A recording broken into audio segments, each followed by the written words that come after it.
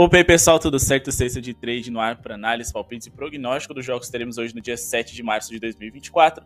Também os jogos que teremos na virada da madrugada do dia 7 para o dia 8. Jogos interessantes hoje, então vamos fazer aqui para vocês o nosso filtro com as melhores opções baseadas em números e estatísticas para vocês serem bem lucrativos. Ontem 100% de greens aqui no YouTube, 100% de greens também no nosso grupo VIP, onde nós indicamos odds superiores, acertamos todos os palpites mais uma vez. E se você também quer ter acesso às melhores odds, às tips mais aprofundadas, analisadas, contem com a gente aqui no Sexta de Trade no YouTube, com palpites gratuitos e também no nosso grupo VIP. Por apenas R$60 você vai fazer parte do nosso grupo até a NBA Finals, que vai acontecer somente em junho. Então aproveitem, garantem a sua vaga e aproveitem esse valor promocional também. Nesse mês, a gente também está trazendo 25% de desconto para quem quer conhecer o nosso grupo por apenas um mês. Tem guias, e-books, tips exclusivas e muito conteúdo extra que você só encontra lá. Mas chega de enrolação, bora pro nosso vídeo. Mas antes, vai deixando like para ajudar o nosso projeto a seguir acontecendo. Meta de 200 likes pro vídeo de hoje. Se inscreve se ainda não é inscrito. Vamos falar aqui de Pistons e Nets. A gente tem o Detroit Pistons jogando em casa contra os Nets, que é um time que sofre bastante com armadores, tá? E hoje eles vêm talvez sem ser o principal defensor de armador. Ben Simmons, já perderam o Royce O'Neal pro Phoenix Suns, perderam também o Dinwiddie ali, né, para o Los Angeles Lakers, e eles vêm hoje sem o Cam Johnson e sem o Cam Thomas, ou seja, dois jogadores importantes no time ofensiva e defensivamente. O Day'Ron Sharpe também é dúvida, então eles podem vir ainda mais desfalcados ali no garrafão, isso que eles já estão sem o próprio Cam, como eu disse para vocês. Tendo tudo isso em vista e considerando que os Pistons jogam em casa, a gente vai duplar o nosso palpite aqui com uma boa pontuação do Minnesota Timberwolves, que enfrenta o Indiana Pacers hoje fora de casa, sem o Karl Anthony Towns, mas acho que a nossa duplinha faz total sentido. A gente acredita em uma boa pontuação do Cade Cunningham e um over ali na pontuação do Minnesota Timberwolves. E por que a gente acredita nisso? Bom, a gente está falando aqui de um Brooklyn Nets que não é nenhuma elite defensiva, assim, é um time bem de meio de tabela, mais próximo das 10 piores defesas da liga do que das melhores. A gente também está falando de um Detroit Pistons que joga um dos 10 ritmos mais altos da NBA. Com isso, a gente deve ter muitas posses de bola por minuto e chances do Cade Cunningham pontuar bem. Ele que é o principal jogador do Detroit e que joga numa posição na qual a equipe do Brooklyn Nets sofre bastante. Se a gente for olhar, os Nets são o quinto time mais vazado para armadores na NBA. Em relação à bola de 3, é o time que mais sofre bolas triplas para jogadores dessa posição. O Cade Cunningham também está no seu terceiro ano em um Detroit Pistons que não demonstrou evolução.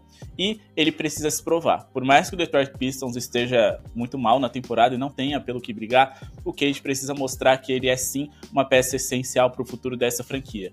Que construir um time ao redor dele não seria um erro. Nos últimos 10 jogos ele teve uma média de 21,4 pontos, superou os 15,5 que a gente busca para hoje em 6 dos últimos 7 jogos que ele fez, uma média muito interessante, só que hoje um rival ainda mais favorável. Se a gente for colocar aqui na linha de projeção de pontos deles, né, o mercado projeta ele com 22,7 pontos, e se a gente for reduzir aqui a linha dele para os 15,5, a gente tem um desempenho muito interessante nos últimos jogos, média positiva, e mais do que isso, ele também conseguiu ser over em diversas partidas recentes que ele fez. Claro, se a gente for considerar esses 15,5 pontos, tudo fica ainda mais acessível.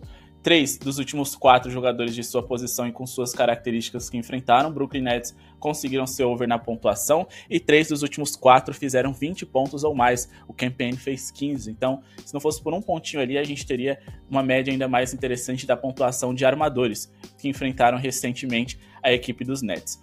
O Brooklyn Nets é o time mais vazado da NBA em pontos de mano a mano que a gente tem na liga, e eu diria que o Cade Cunningham tem o melhor mano a mano dessa franquia. E a gente também tá falando de um Cade que conseguiu marcar 22 e 41 pontos nos últimos 2 encontros contra esse mesmo adversário, tá? Mas agora vamos falar de Indiana Pacers e Timberwolves, né? O Indiana Pacers nos últimos 10 jogos sofreu 118,3 pontos para os seus adversários, pelo menos 111 pontos em todas as partidas. O Indiana é uma das piores defesas que a gente tem na NBA e eles não se importam muito com essa questão defensiva porque faz parte do jogo deles. Deixar o adversário ali isolado no mano a mano e tentar resolver, compensar essa falta de defesa com um dos ataques mais eficientes da liga, eles que são o segundo time mais eficiente ofensivamente da NBA. Em contrapartida, eles são a quarta pior defesa. Com uma defesa tão ruim, jogando no segundo maior ritmo da liga, a gente deve ter muitas posses de bola para o Timberwolves pontuar bem. O Minnesota é um time que com Anthony Edwards e com Rudy Gobert deve ter bastante volume no garrafão. Eles têm uma formação bem alta e de jogadores que conseguem pontuar bem nesse setor. Se a gente for olhar aqui o número de pontos no garrafão sofridos por adversários na liga, o Indiana Pacers é o time mais vazado nesse setor, muito porque ele só tem 2 bons protetores de aro, ali no caso o Siakam e o Miles Turner também.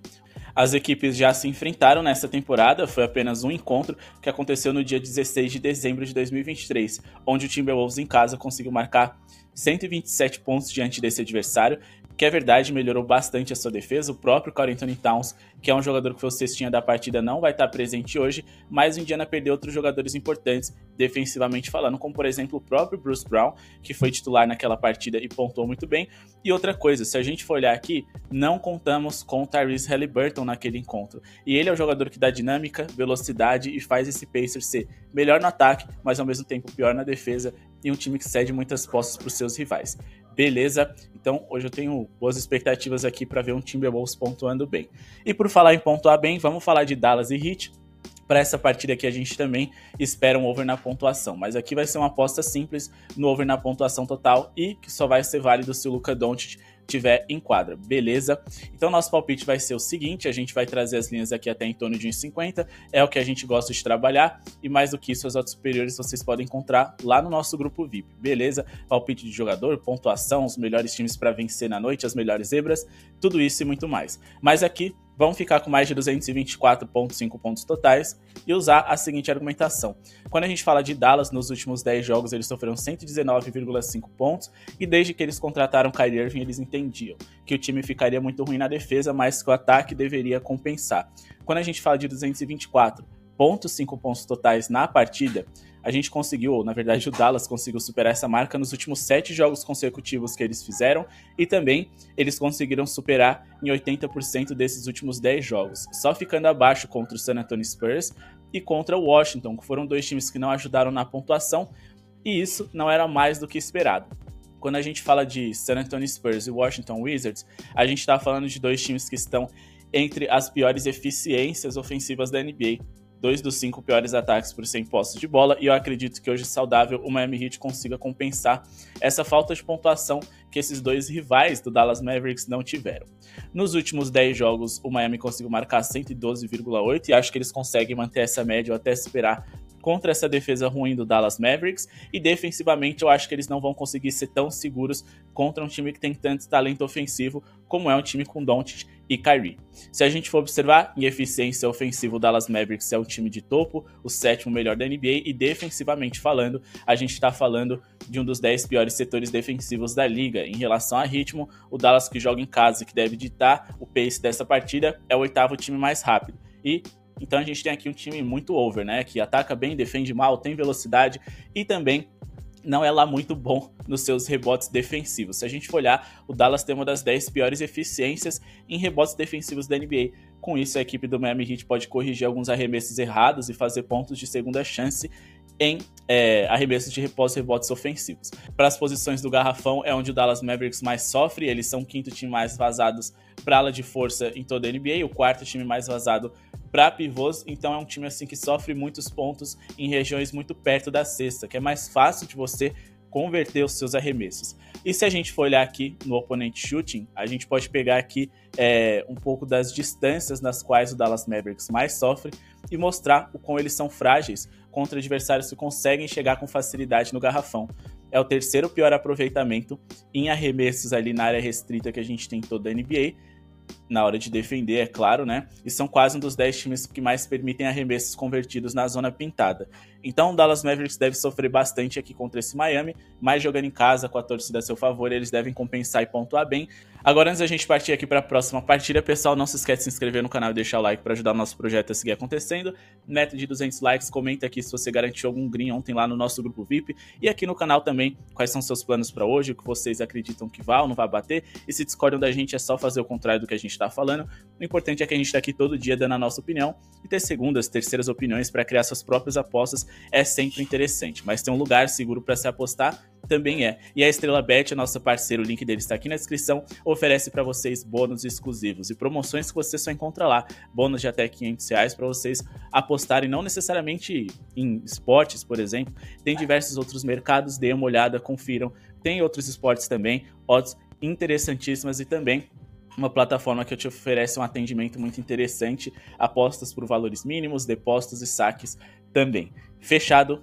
Bom, pessoal, vamos agora seguir aqui falando de Suns e Raptors. A gente tem o Phoenix Suns jogando em casa, eles são favoritos. Os Raptors são dos times mais vazados da NBA e vem hoje sem dois dos seus principais protetores de aro, ou talvez os únicos, Bruce Brown, Scottie Barnes e Jacob Poeltl. Eles estão muito desfalcados e por mais que o Suns venha sem o Devin Booker, é obrigação deles vencer e pontuar bem. Mas a odd está muito baixa, não dá para trabalhar com nada no pré-jogo aqui, porém a vitória do Suns me parece factível e também operar ali com over na pontuação deles também me parece muito promissor. Deve ser um jogo movimentado principalmente por parte do Phoenix.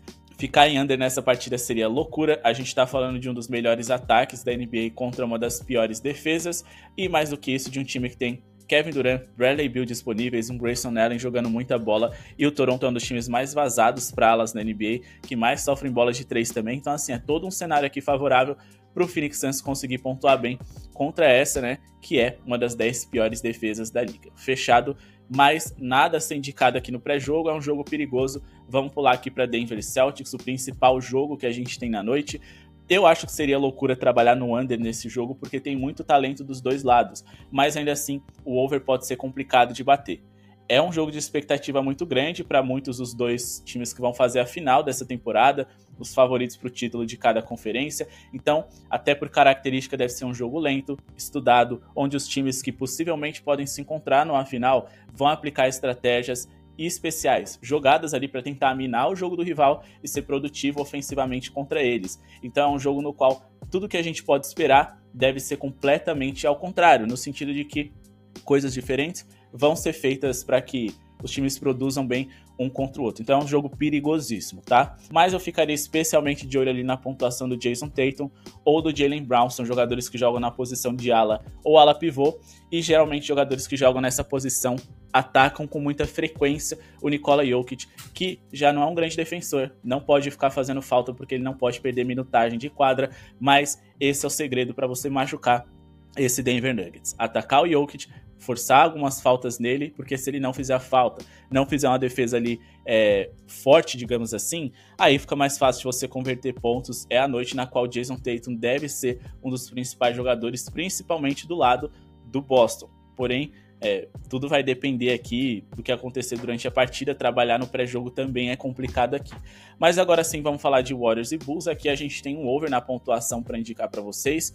A gente também vai buscar essa odd aqui em torno de 50, trabalhar com acima de. Os Bulls e os Warriors jogaram ontem, podem estar cansados, eles vão ter mais dificuldades de defender, de fazer trocas. E o Bulls e o Warriors vieram ontem de um jogo bem pontuado, pelo menos por parte deles, né? Ou minimamente por parte deles. Eu acho que isso deve se repetir hoje. A linha tá baixa para a NBA atual e principalmente para um jogo no qual a gente tem o Golden State Warriors envolvido. Acima de 217,5 pontos totais é o nosso palpite. Os Warriors conseguiram segurar os Bucks ontem em 90 pontos, mas além de ter sido um último quarto fora da curva, né, de 9 pontos do Milwaukee, a gente também tá falando de um Golden State que com certeza, depois de uma derrota ali humilhante para o Boston, desenhou toda uma estratégia especial para jogar contra os Bucks, porque era o principal jogo desse calendário deles de 2 jogos seguidos. Contra os Bulls, eles não vão ter uma estratégia muito bem definida para segurar, porque a mobilização dos jogadores estava focada no jogo de ontem. Então, o Chicago deve ter algumas facilidades, principalmente porque eles, com certeza, mobilizaram as suas atenções, digamos assim, estratégias, a sua semana para esse jogo, e não para o de ontem. Então, as coisas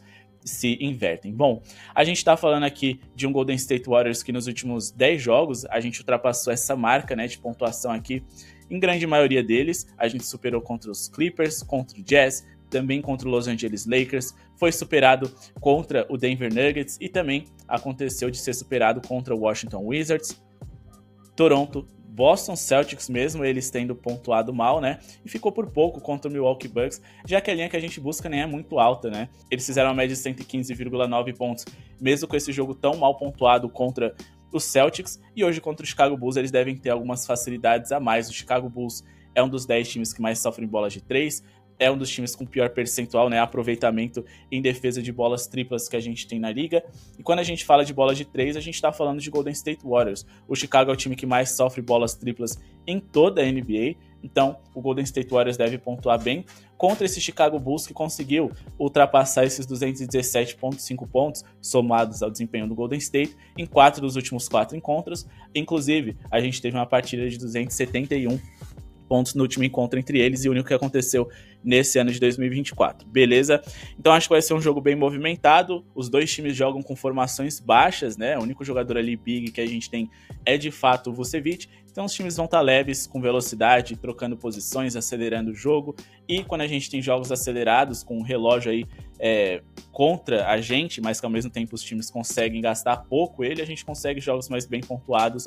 O nosso palpite para Sacramento Kings e Spurs é exclusivo do VIP, então chamem lá para participar no WhatsApp. Esses foram os nossos 3 principais palpites no YouTube para vocês: over em Warriors e Bulls, dupla ali da pontuação do Cade Cunningham mais over no jogo a favor ali do Minnesota Timberwolves, e o over ali na pontuação total no jogo entre Miami Heat e Dallas Mavericks. Espero que vocês tenham gostado do vídeo de hoje. Não se esqueçam de se inscrever no canal, amanhã tem mais. E não se esqueçam também de ser membro do canal, caso vocês queiram ter acesso a vídeos exclusivos e materiais extras também. Um valor simbólico, e certamente vocês vão adquirir muito conhecimento. Muito obrigado pela audiência de todos e falou!